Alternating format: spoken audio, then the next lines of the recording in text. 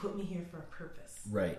And my purpose hasn't been lived yet. Sure. And so it was like, okay, there has to be a lesson in this. Yes. There's a lesson in everything. There has to be a lesson in this. And what is the lesson that I need to learn? Mm-hmm. And then how do I take that lesson and help somebody else? Right. Because I'm not the only person feeling this way.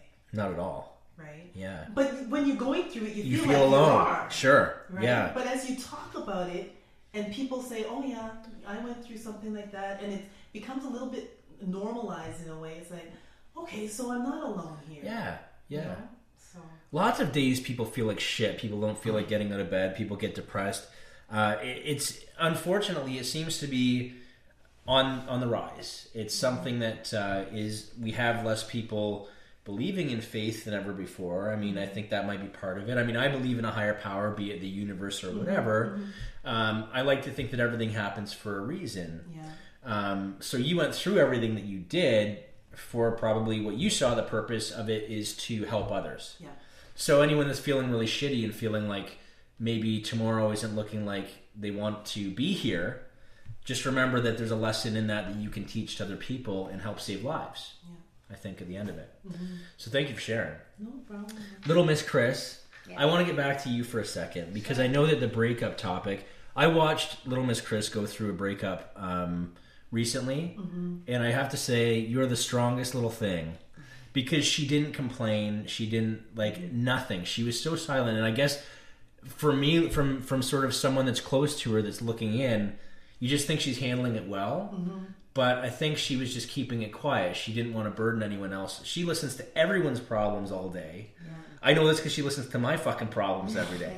So when you decided to leave, you're doing really well now. You're strong. Are you happy? Would you say you're happy now? I'm getting there. You're getting there? But that was a tough thing. So what was the breaking point where while Jen's here, I want to see you're saying do everything that you can so you have no regrets. I agree with that too, but I also agree with don't waste any more time if you know deep inside that that's not the relationship for you. Yeah. So where can we meet in the middle here? Do you know what I mean? How did it work for you? I gave it time. You gave it time. I definitely gave it time. I went through it for about over a year. The last 6 months was really the final straws. We had taken a trip, didn't enjoy the trip. From the trip on, it was just okay, now how do I leave? Yeah. The how do I leave part was the hardest part. Not knowing how to leave. Yeah. And people saying just leave, and you don't know how to just leave. Do you wish you had left sooner? No, because I think I needed that time to just make sure in my heart that was the right decision to make. Like you said, you can't. That's exactly what you can't rush it.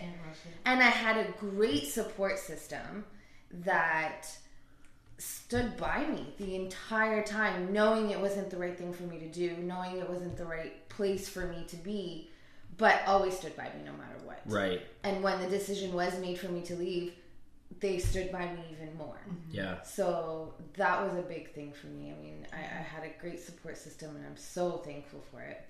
And like you said, I mean, it's when people are supporting you and behind you, it's the world. It is. It's the world.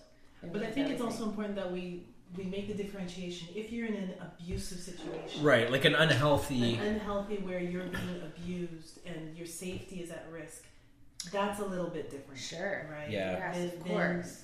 You need to get out of that. Yeah. How do you know if a relationship is healthy or unhealthy? What are some key red signs? What would be red flags as to this relationship is totally not for you? You okay, buddy? Do you have to say something? No. Vinny Chase is choking over there. I know CPR and first aid. Do you need it? No. Okay. So what would you say are some red flags like Vinny Chase's shirt over there, bright red? Yeah.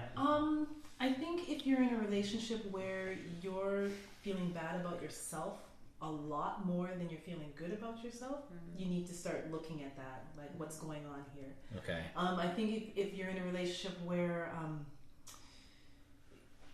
like I said, it's abusive. I feel like there's different levels of abuse. There is. Yeah. There's Yes, definitely. we talk about physical, emotional, You know, the day-to-day too can be abusive, even though it's not physically abusive. It can be discreet. It can be very discreet. Emotional abuse is hell. Yeah. Yes. Because it's killing of the spirit. Yeah. You know? Is that why people, I mean, when you're beating down someone's spirit inside, is that why sometimes you notice them completely change? Oh, yeah. It can be a big part of it, right? Oh, yeah. Yeah. Yeah. Okay. Would you guys say that cheating is an automatic dismissal? Or do you think that it's worth working through? You know, I see cheating as a symptom of a bigger issue. Mm-hmm. Okay. I see, and there are couples that can work through that, and then there's other couples that can't. Right. It depends on the circumstance? involved, I agree. Really? I agree 100%. Interesting. I never thought cheating was, that's it, close the door and you're done. I think there's always a bigger issue behind that. Yeah. Yeah. Well, like I mentioned before, there's someone very close to me that was recently cheated on, and it turns out that her significant other is a sex addict, and there's an issue there. And my whole thing is, you know, I never thought that would happen to someone that's this close to me. But also, is that going to be like? Is it like an alcoholic where you might slip up from time to time? Like, is his dick going to end up in someone else's pussy? Like time and time again, and it's just going to be a whoops. It's my addiction. I mean, is that? Do you deal with anything like that? I haven't. No, I honestly haven't. Yeah, because I haven't come across much of it either. It's kind of out of my realm. I think it's more you have to see like a psychiatrist or psychologist for something like that. But I was just wondering, would it say that I'm dating whoever in the room, and you find out from some other woman that I've cheated on you, and then I come to you and say, I'm a sex addict, I need help. Do you ladies feel that you could stick by someone like that? I think men who are sex addicts would never admit that. Would never admit that they're sex addicts? No. Really? They don't see it as an issue. What if I did though? What if I realized maybe that was I was self-aware that I was, but as a sex addict, does that mean you need to cheat? I mean, obviously, I'm not sure. I'm just wondering from a female standpoint whether or not that's something that you could accept and move on with, just for the sake of knowing that they're a sex addict. Yeah, probably not. That's pretty hard, right? It's pretty rough. If they were a sex addict and it was with me, they were having sex all the time. Yeah. Right. Sex addicts don't usually. It's not one person that they're usually satisfied with. Right, and by all means, if there are sex addicts watching this, maybe you can help us out. Email us at sexandsuicidepodcast@gmail.com. I mean, obviously, you probably want to remain anonymous or whatever. Sure. We understand that confidentiality here, but we'd love to know more about how you kind of deal with that sort of thing. Go ahead, Vinny Chase. I just want to say, too, that I don't dispute the fact that sex addiction is a real thing, but Yeah. I feel that a lot of times it's used as an excuse almost to justify your behavior. Do you think people would use that as an excuse for cheating? Absolutely. Yeah, and I agree. It's, you know, if you say you're a drug addict to someone, Yeah. that has an extremely negative stigma to it. Right. If you say you're a sex addict, like coming from a guy, it almost sounds like you're boasting. Like, oh, I'm a sex addict. Like, at sorry, times, you know? Yeah, like, at times it can. It doesn't carry the same stigma, I feel, that other addictions do. Right. So, while I don't dispute that sex addiction is a real thing, I think that a lot of times it's just used as a justification for, you know. So you think there's men that maybe aren't sex addicts that are claiming to be at times? That cheat and so I'm a sex addict. And I think, you know, even to say that you're a sex addict as a man, again, I'm not disputing it's not a real addiction, but Sure. I think that sometimes when it's not used, I mean, it can be a very egotistical thing to say. Right? 100%. So, I mean, you're talking about symptoms of you know, why people cheat. I mean, you know, someone could claim they're a sex addict, and the deeper problem is, hey, you're just really full of yourself. Yeah. And you need to, you know, satisfy your ego by sleeping with other people. You can almost I bet you, I've never looked this up by any means, but I bet you if there was a test you could do for sex addiction and a test that you could do for sociopathic behavior. I was thinking that too. There's probably some crisscross there. Yeah. Maybe that's a dangerous thing to say, but I would, because I feel like there's some narcissistic tendencies there, and I don't know the deeper issues of it, but anyway.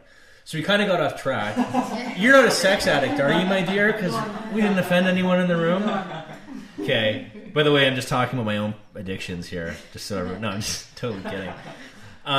Okay, so back on track here to relationships. So you did some pretty cool posting around Valentine's Day about what you thought would be some cute little dates. Do you want to share some of those? Because some of those are pretty cute. Okay. If I wanted to take Vinny Chase on a date, but I didn't have much money, what would you recommend? Okay, well, one of the things that I said, and this will help in any relationship, is just to listen. Yeah.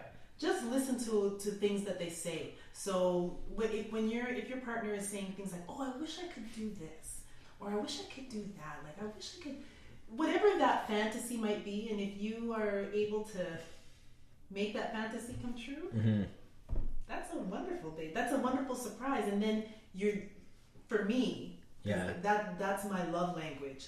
Listen and talk. You know what I mean? Yep. And so it's like, oh, he listened to me. That's sort of, would you say that's the same thing as quality time? Yes. Yes. Mm-hmm. Okay. When you're talking about love languages. Yeah. Mm-hmm. Okay. So quality time is sort of listening and exchanging Yeah. your deep thoughts and looking into each other's eyes and actually actively listening, not just like phone in one hand. Yes. Looking at porn like Vinny Chase does. So, yeah. Well, lucky for me, I listened to Vinny Chase, and it just so happens that his fantasy is just getting a nut busted on his face. So I could do that, but I'm just totally. Anyways, back on topic here. So, for dating and relationships, are you single at the moment? I'm single at the moment. Okay, so gentlemen, we have a very eligible female who also knows a thing or two about being self-aware, which I'm not going to say is rare in women, but it shows maturity in women. Would you say that we were talking about emotional intelligence earlier? So would you say that, and without being, I know we're not going to discriminate between men and women and all that, but would you say that women are generally more like just kind of as a trend, emotionally intellectual like creatures, or more in touch with their feelings per se? I guess would that be another way to say it? How would you define emotional intelligence anyway, so people understand what I'm talking about? Define emotional intelligence? Yeah. Emotional intelligence has 4 quadrants, right? So you're being more self-aware, aware of your feelings, aware of your triggers, just aware of yourself. Okay. Right? And then it's also being socially aware of the social cues. So if I'm talking to you and you start going on your phone or you're like yawning like crazy, then you're not engaged in the conversation. And I need to be able to read those cues. So you're picking up on body language. Picking up on body language. Yeah.